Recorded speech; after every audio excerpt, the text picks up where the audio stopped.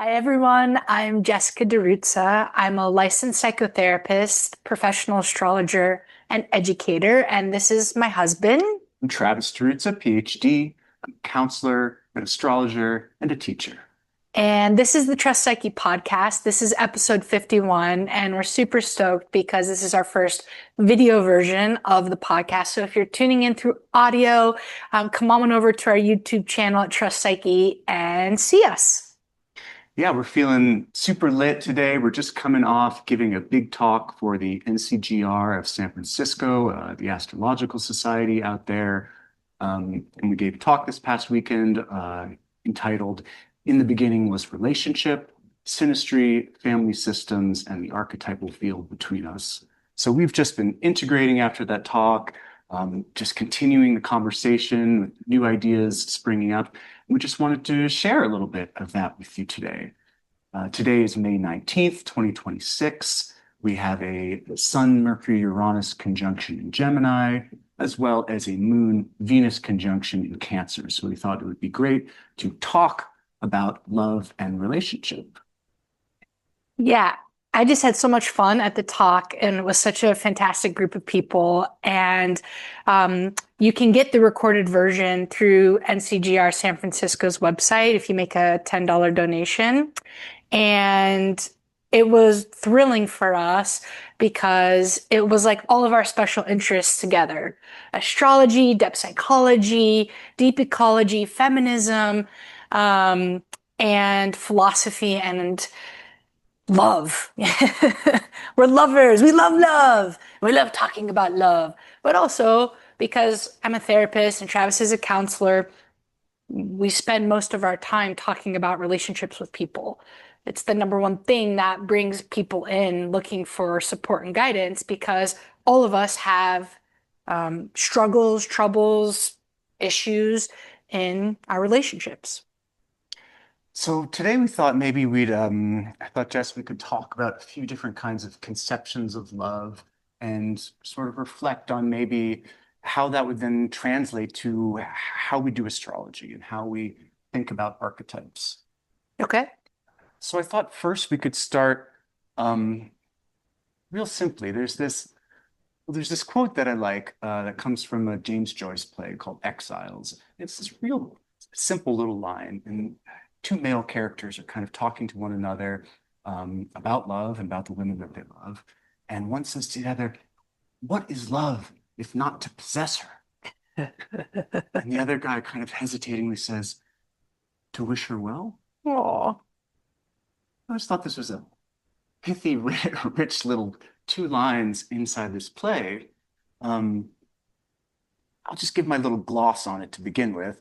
Um, yeah, so first, I think there is a very normal early conception of love that we desire the object of our love and we want to possess it. We want to bring it close to us. We want to know it inside and out. But then with reflection, something grows that perhaps this does a disservice to the other if we're not truly taking into account their desires and their needs, and a kind of altruism of love grows that the second character gives voice to. But if you sort of continue down that road too far, I do think something can be lost if we lose that kind of primitive notion of just thirsting and desiring for the object of your love. Love can be distant if it becomes too proper, too asking consent at every step. And That's a dangerous thing to say these sure days. well, we'll talk about that as well. But then the larger umbrella, we have deep consent here. Exactly. Yeah. Like, may I kiss you now? Ugh. If you don't know the answer to that, then you're not attuned, are you? Which is actually the real definition of consent. Exactly. But go ahead. So no, that's kind of my beginning simple gloss on that, and I thought we could. And I've got a few more examples of different notions of love, but I thought we could reflect on that both in terms of love and in terms of this notion of the archetypal field between us and what the archetypal dynamics are, both in synastry, but also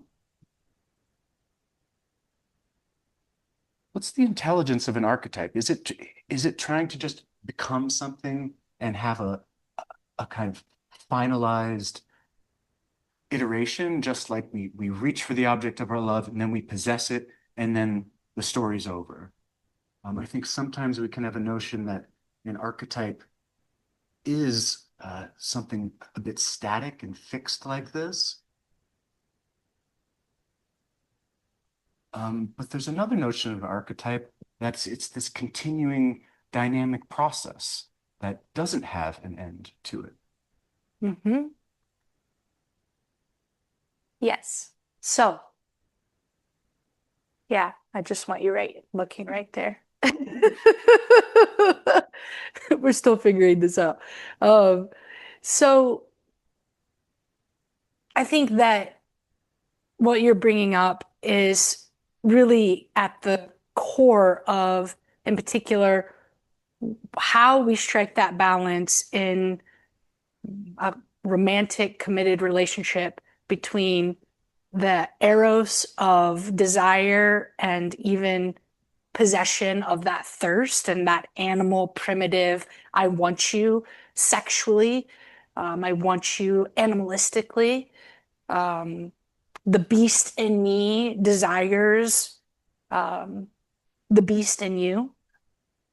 But then the other part of it, which is the responsibility that we have in a committed, devoted relationship, in the caring and loving of one another, that when we fall in love and over time we become more committed, there's often greater and greater levels of responsibility, whether that's financial responsibility, domestic responsibility, if you have a family together, the responsibility of caring for the children.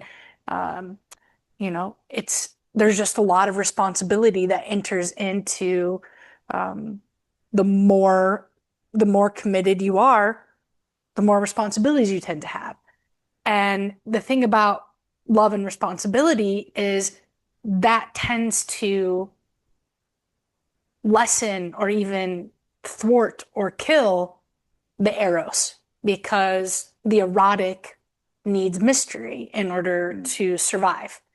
And it's an extremely difficult thing, I think, for most couples to be able to have both of those things together. I know that for us, it takes a tremendous amount of work and effort and conscientiousness to be able to have both the erotic and the love. Absolutely. So I'm very curious about how archetypes in a similar way have a kind of mystery to them, but that sometimes we treat them as if they can be known. We were kind of talking about this the other day that sometimes we come across some astrologers even who say that they feel like they know their chart and they, perhaps don't even follow their transits that closely. Or, you hear folks say sometimes, "Oh, I've had my chart read. I don't need you to read it for me. Let's just talk about my transits right now." Yeah, that one's really hard for me. And yeah, just this feeling, this more than a little feeling of Yeah. resistance of saying, is that right? Is that the right way to think about one's chart and Hmm. about archetypes? And I kind of feel like that notion of one's chart feels to me a little bit like this kind of static place a marriage could get to where there's no mystery anymore and the eroticism and the passion is dead because everything is a known quantity and all there is are the responsibilities that are checked off. And so similarly, how do we keep this mystery alive with our own chart? How do we continue to yearn to understand the archetypes in our chart, and to stay in this erotic dance that can continue to unfold? I love that. Yeah. I mean, I think that I don't want to ever stop asking the question, who am I? Um, in a process of becoming. And, practically speaking, I look at my natal chart almost every day. I mean, I definitely look at my personal transits with my natal chart pretty much every day. But I still, 20 years in, look at just my natal chart by itself multiple times a week and sit with it in curiosity and Mm. contemplation. Like asking questions about it and wondering and, you know, looking for who I am today through this chart, which is different than who I was 10 years ago, 5 years ago, 20 years ago when I was born. And so having this kind of relationship with ourself, which is synonymous with the relationship we have with our chart, which then also can become these beautiful templates for how we relate to one another Divine. and to the divine. Staying in both that like love and reverence and respect, but then also staying in the awe and the mystery of we are eternal beings and this is an eternal universe, and therefore, by nature, you can never fully know ourselves, one another, or the divine. I love this idea that I played with a bit in my dissertation that one's chart is a little bit like a love letter from the divine, and it's an invitation, um, but it's the divine has instilled something in us, and it's sort of set up some possibilities and potentialities for us. But it is only an invitation because it's up to us to some degree how we're going to respond to this love letter, how we're going to grow into these potentials, how we're going to treat them and hold them. Are we, holding it in this static way that won't make much progress beyond those early steps? Or can we, continually renew this mystery and continue to grow into this chart and to evolve into these possibilities and pathways that the divine has set up for us? And that can really constitute a sort of erotic relationship with the divine, that we see these mysteries within our birth chart as these seed potentials that were set there, and this call and this love letter that we can have the opportunity to respond back to. Yeah, the way that is akin for me, like how I've thought about that from pretty early on into discovering astrology was, like I always say, like the whole kind of point is the soul being in a conjunctio, a sacred union of love with the chart and the archetypal dynamics of that moment that the chart represents.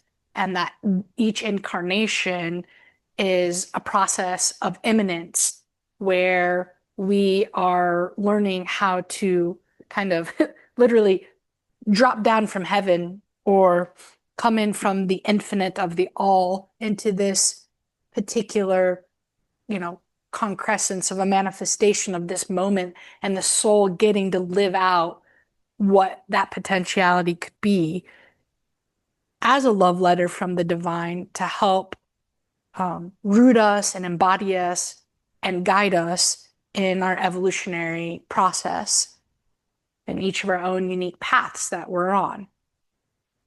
And I think it could be cool to maybe give an example of a natal chart placement of seeing like how that's evolved over time, and like even like kind of drawing out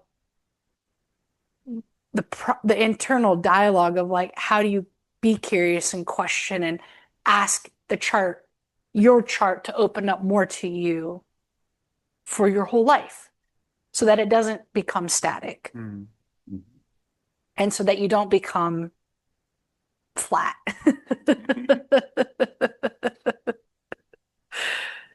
Unless that's what you want to do. I mean, one that comes to mind for me, for us, is my Venus Uranus. That as a young person, it was very much I needed constant novelty in love, and I needed to learn, what I could learn from lots of different partners, and sort of see all the shapes and sizes and possibilities of love. And as a young man, it was as a young dynamic masculine kind of hero. It was hard for me to imagine settling down, but you have so much shown me a way that Venus Uranus could be embodied within a single committed relationship, and that there could still be that novelty and excitement, but just in a kind of deeper, more enfolded way, and not so literally on the surface. Well, I mean, there's so much that I want to say to that, which is, first of all, when I met you, 14 years ago, we're at the Saturn opposition of it is, when I met you, you were dating, courting 3 different women. It was all consensual, and, everyone knew what was going on, and you were exploring polyamory or a version of it. And before that, you had traveled the world. I mean, you've been to like over 50 or 60 countries. You spent, your 20s doing that all the way up until your Saturn return. And like every time I'd ask you a story, there'd be like a different lover in every country. I mean, your Venus is in the 9th house. And so through travel and being in other cultures, I mean, literally every country, no, most, yeah, a lot of them, and, and that's kind of like, whoa, and it's very Venus Uranus, and so then, but then by the time you and I met, it was like, I knew that constitutionally, the way that I'm built is monogamous. And this is the interesting thing is like, the more we learn about it, the more we realize like some people are constitutionally monogamous, just like some people are constitutionally polyamorous. And then some people can choose to be monogamous or polyamorous, even if that's not how they're built or they're hardwired. But in my case, it was. And so like for me, it was like I knew what Venus Uranus needed and was.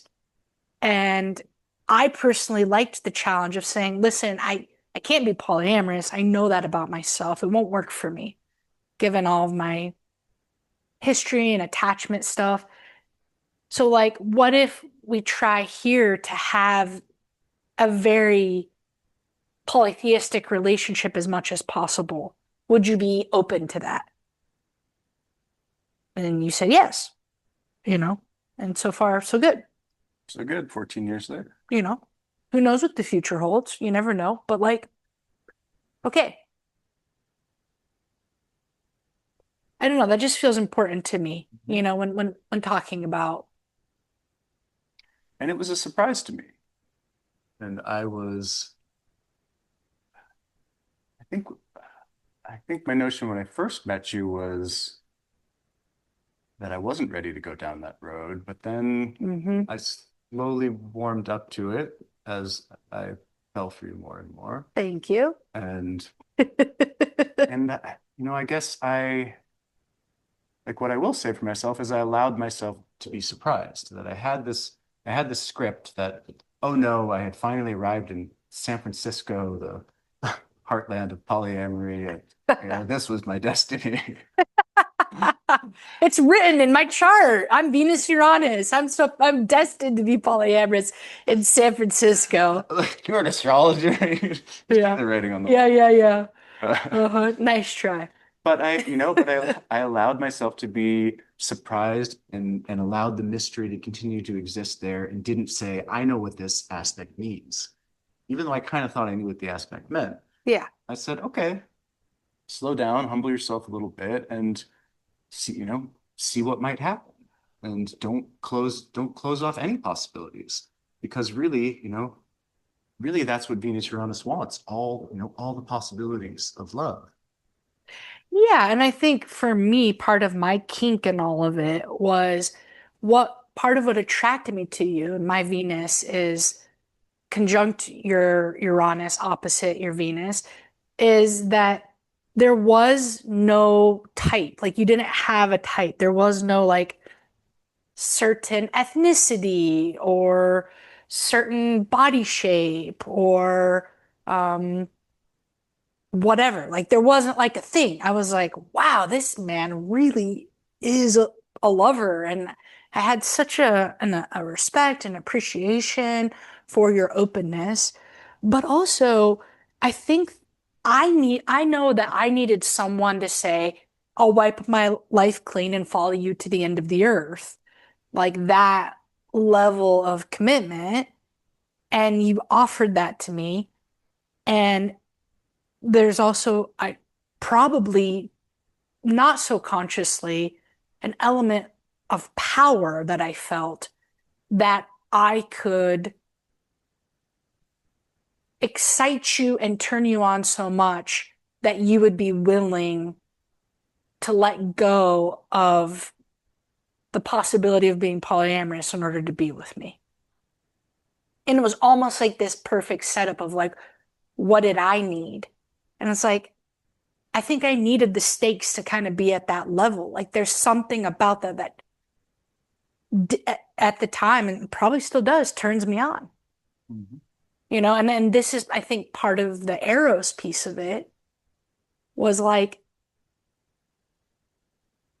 we've never stopped having that conversation ever since. Mm. And we have found highly creative Uranian ways to keep the Eros and the love alive and not have it become static or dead in our sex life and in all aspects of our life, Mhm. you know? Well, I guess this brings up, another example and another narrative that I think was probably always a parallel narrative in my life. And maybe we'll pluck a few examples from Plato's famous dialogue, the Symposium, which is the Plato's dialogue about love, and all the different this was a uh, all the different characters give these discourses one after another on what the nature of love is. And I love this tradition, and this continued into the Renaissance era. They used to have a symposium day. I think it's November 18th or something. It was big in Ficino's time. And they would continue this tradition that comes out of Plato's dialogue. People would get together and give these speeches on love. And I want to have a symposium party sometime and do this. But one of the real famous ones. Oh, Venus, you're honest. I want to have a symposium party on love, and if other things perhaps might happen, we shall see. Are all about participation. One of the most famous ones is Aristophanes' discourse, and he gives this story that also shows up in that great movie Hedwig and the Angry Inch, that tells this myth about how we used to be these sort of whole creatures, and somewhere in our origin story we were split in half. And what's happening, what the nature of love is here on Earth, is that we're seeking out that other half of ourselves that was severed from us before we were born. And this, twin flame, the one, your destiny, I think that narrative too is in some way at the back of most people's mind, that there's somebody out there for me, or at least that we hope that at some point it will click in such a way that there's just no doubt in our minds. Mm. And so I think, there was the Venus Uranus narrative, but I think always since I was a little boy, there was this competing narrative of there's this person out there for me that's destined for me. And, if I were to meet that person, I would wipe my life clean and follow her to the end of the earth. And I would, kind of throw all the other narratives out the window. Um, Yeah, like I have my inverse of that. And this is where I think there's that polarity inside of us of, you know, love and the commitment of the responsibility, and then the erotic mystery. And so, like, okay, I want, fidelity. Um, but the issue I always had in my past relationships was there was a limit to the growth. mhm. And we'd hit the glass ceiling, and I'd be like, all right, we either break through this or I'm out of here, because I need someone where the novelty happens in the adventure of continuing to grow beyond, you know, where we're at. Yeah. And I think this is a very exciting and kind of like perhaps underreported nature of love that like there's no the person that you get together with in the beginning, isn't the person you're going to be with 10, 20, 30 years down the road, especially if you want to be on this growth path and be on this path of evolution and mystery. It's like otherwise you end up in the static marriage we were talking about in the beginning, and maybe there's a predictability to that, but there's not an aliveness to it. And so there's really this risk, and it's almost fraught in this way to be like, you're going to grow and change. I'm going to grow and change. We're going to try to grow and change together. Yes. And what are the parameters of that? How do we manage that? How Yeah. do we manage to stay close enough on our path? It's a huge gamble. It's a huge gamble. Yeah. Maybe one of the biggest. And Yeah. there's something very Venus Uranus about that. But yeah, it's very titillating. The terror of not knowing, right? And like staying there and being like, are we okay? Are we still okay? How are we doing? Is this still working? What's going on? You know, as we both continue to change and grow and find a way to stay connected. I I specialize in my private practice. One of the things I love to work with is infidelity, um, and unfaithfulness, affairs. And I really enjoy getting to support individuals and couples through all the different versions and stages of what happens there.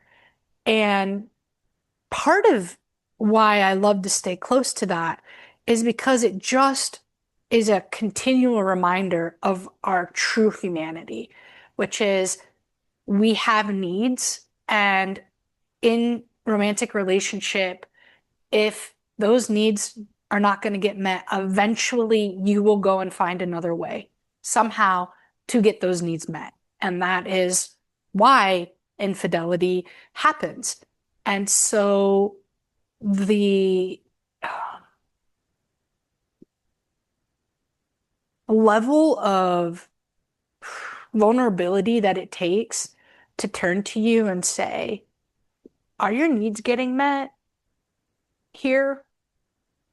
Like, is there a part of you that wants to go seek it elsewhere or is seeking it elsewhere, but at the same time, not um, um, trying to control you or tell you what to do or how to be, or check your devices, which I've only done like 2 times in the 13 years we've been together. I think I've only scoured your computer and phone twice. Not proud of that, but nevertheless, that happened. The level of vulnerability to give an honest response to that question, and the level of safety that it takes to give an honest response, especially if it's one that maybe you don't want to hear. Yeah. And there's something that we do need to address.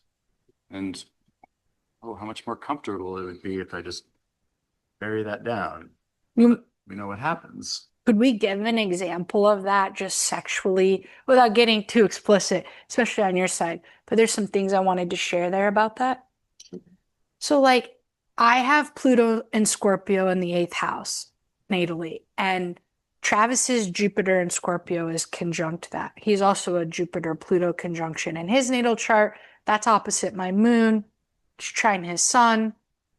But then specifically, the Jupiter's on my Pluto in my eighth house, and that's the part I want to focus on. And like, when you take a curiosity of like what can be the unfoldment of that placement for me, it's like, well, usually things in the eighth house, there's a component of it where something is repressed in the unconscious or in the underworld. And there's this evolutionary journey of choosing to go down and find it and go through the layers that are there to do that. The rage, the anger, the guilt, the fear, the shame, in order to remember and rediscover what has been disavowed for whatever reason, usually out of trauma. And like that was the case for me when we met. Like I identify as a very sexual being. Sex and sexuality is so important to me. You know, we're sex positive. We love supporting other people in their sexual journeys, you know, in their relationships as counselors and therapists. And like when we got together, there had been so much sexual trauma for me, which can be a manifestation of that placement.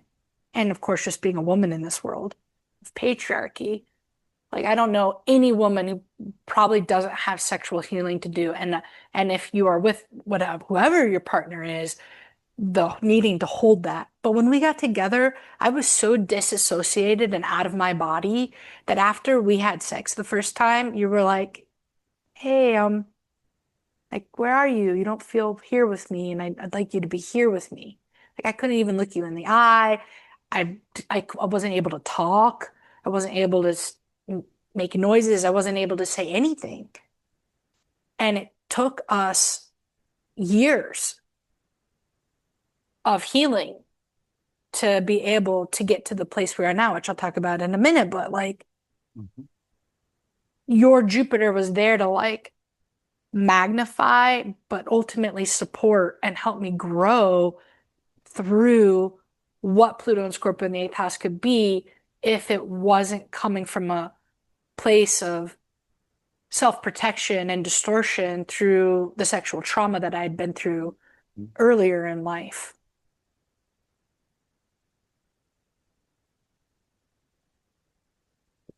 And just like how much you showed up for me in that place, and like the patience you had, the kindness you had, the curiosity you had, the hours and hours and hours, hundreds of hours of me crying and you holding space for me and my grief, you know, which definitely the eighth house does have this component of like grieving what was lost. You know, my side, it felt also like a manifestation of my Venus Chiron, that there was this healing to do in my love relationships. And I've always had that bent as well. It's always felt very natural to me. Well, I always said, you know, like it seems like you've taken this bodhisattva vow around like love and healing, you know, with the women you've been with. But it definitely feels that way with me. Just the level of compassion and kindness and patience and safety you've offered, you know, in the time that it took me to get where we are today, which is like my favorite place on earth. And I don't think I could have gotten there without you. And the absolute joy that I feel with my Pluto and Scorpio in the eighth house, which the thing about it is like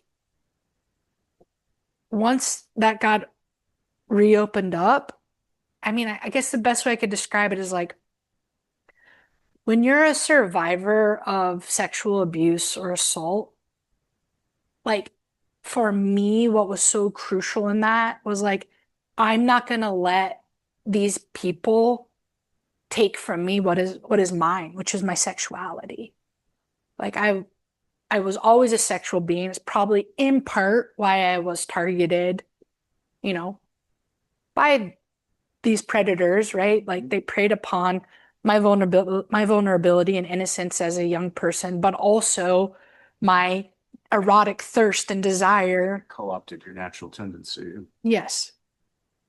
And of course, right, in synastry, like their sun Venus was on my Pluto, and like it all, you know, there was a fit there, but it wasn't appropriate, it wasn't consensual, yeah, it was illegal, like on and on, right?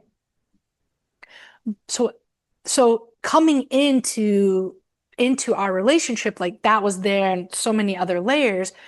And I had to take this time to like peel each one off. But like in the process of doing that, what I reclaimed was my sexuality. And to me, the power in that, the joy in that, the creativity in that, but also the ability to once again touch the eternal.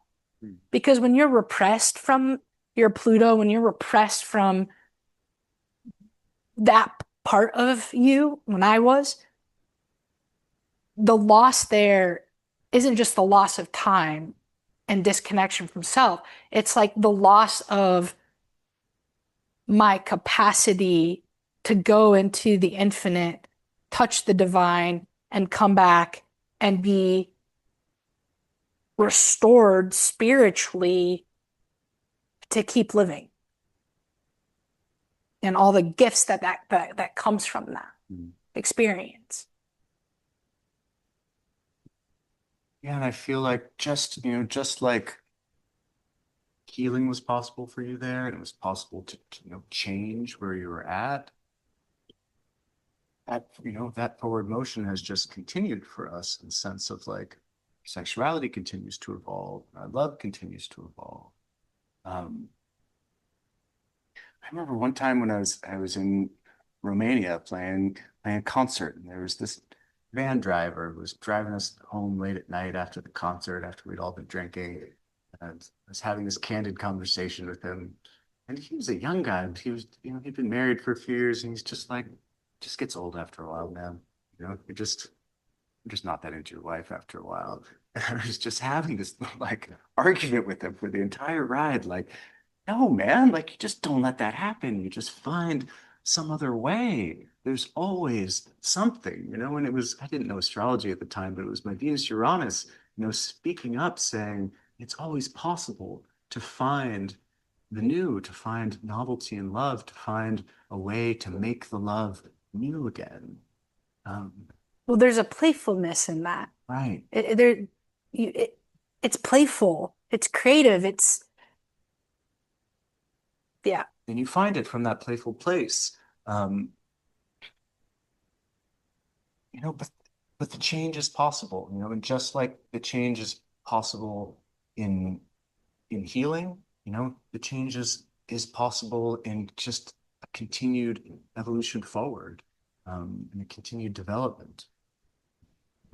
Finding that lightness and playfulness and surprise. I think, in this case, and just to bring in this like element of what I was just sharing, is like, but like in order for me to stay with you erotically in the mystery of the desire moving towards that, is like I had things inside myself I needed to take care of.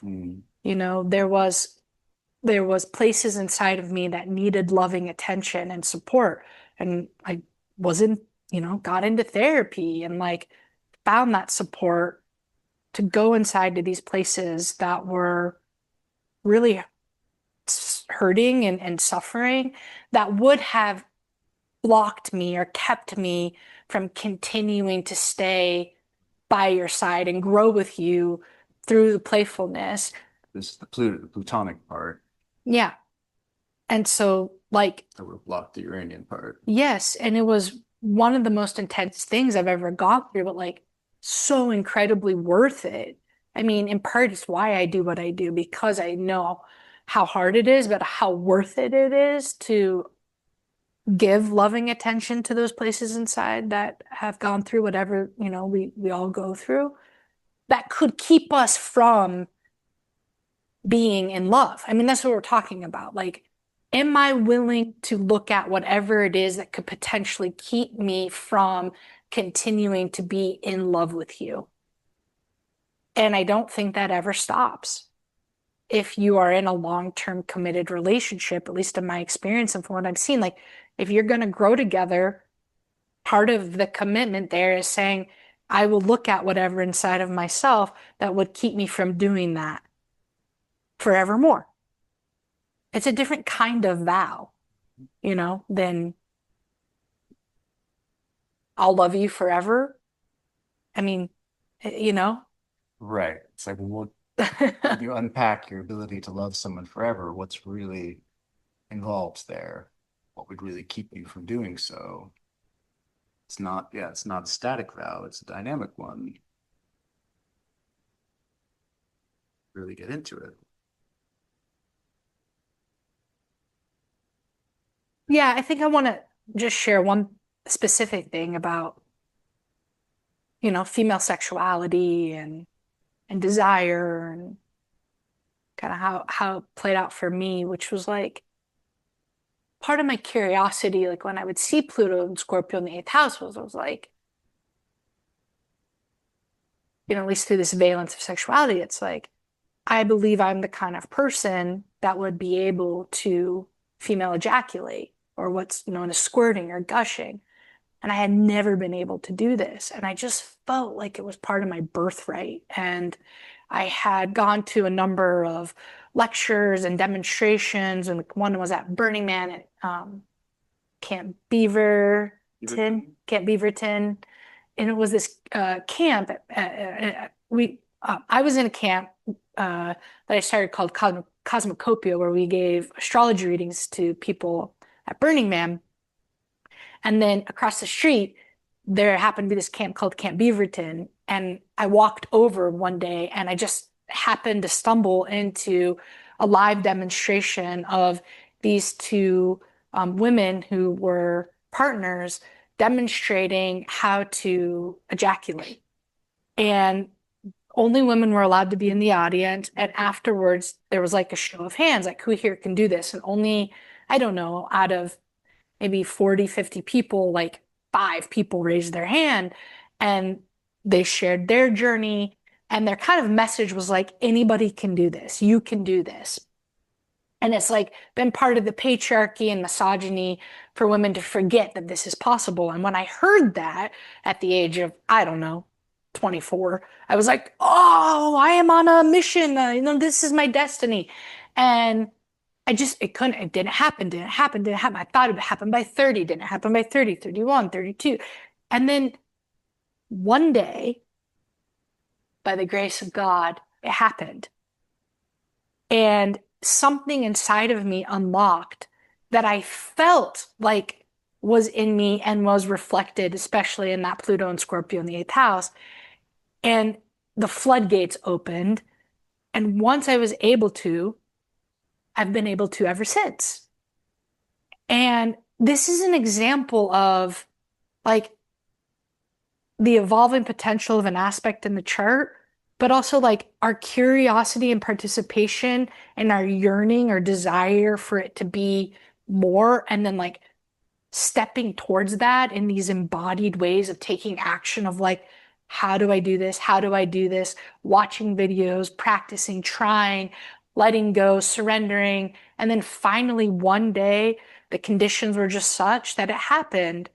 And it's like this sacred homecoming for me that represented so much like that.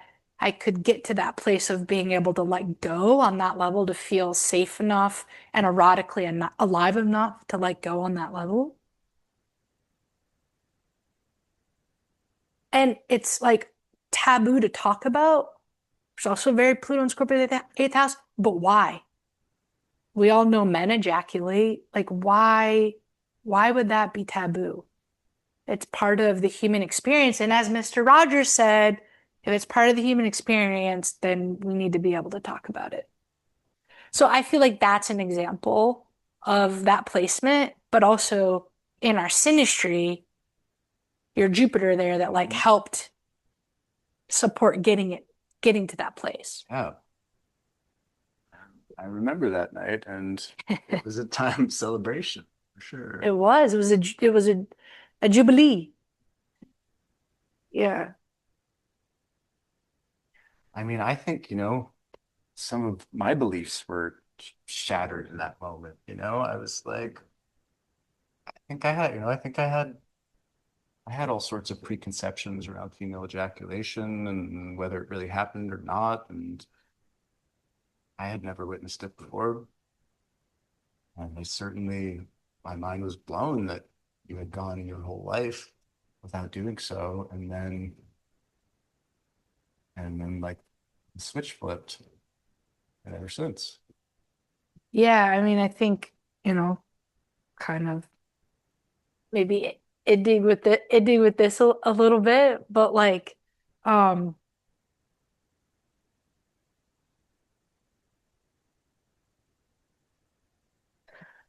my experience of orgasm is that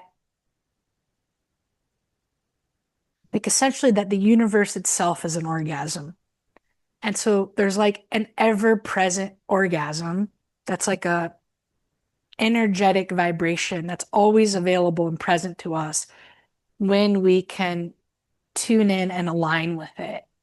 And when we do that, that power of the universe, that cosmological power moves through us and we become like a conduit or a channel through which the infinite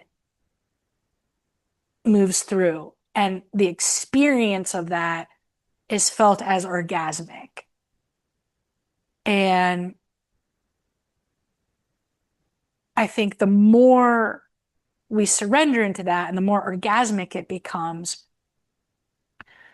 there's euphoria that then, in my experience, you see is truly endless. There's no end to it. And so eventually there's terror because you can't, in your human condition, physically sustain being in that orgasm for that long. And so you have to pull back from infinity and come back into this, body and eat and drink and sleep. But like it's euphoric to a place. And then when you realize that Pluto is endless, it shows you the nature of the divine, which then, as you're saying, shows us the nature of ourselves, our relationship to the archetypes, and then the relationship to one another. Yeah, I think if we can just cultivate that awe and that humility before that notion of infinity just takes us to a really different place in terms of how we relate to our charts, how we relate to one another, how we relate to the wider world. Just knowing that ever-present orgasm is always available to ourselves, and that creation itself feels like this great climactic undulation, just unfolding forward, ever greater choreographic detail. I get this image of like the cosmic pussy and each star being born out of the pussy. And the star, it's like an orgasm happens, and then a star is born, and then, you know, that whole process takes place and it goes through its own like hydrogen, helium collapsing, exploding out, creating matter, planets. Yeah. And so like the star is an orgasm and it shoots out these planets, and then the planet's an orgasm and it shoots out life. And then we're the life, and then we have orgasms, and then we shoot out more life. And it's just like tendrils of creation. well, thank you for this conversation. You, Jessica. Pleasure. That it is. Thanks, everyone. We would love to hear from you. If you want to leave a comment below, like this video, subscribe to our channel. A lot more where this came from. Thanks for being here with us. See you next time. We are dreamed into existence. What we do with that dream is up to us. How we dream is as important as what we dream. For the what of the dream knows itself through the how.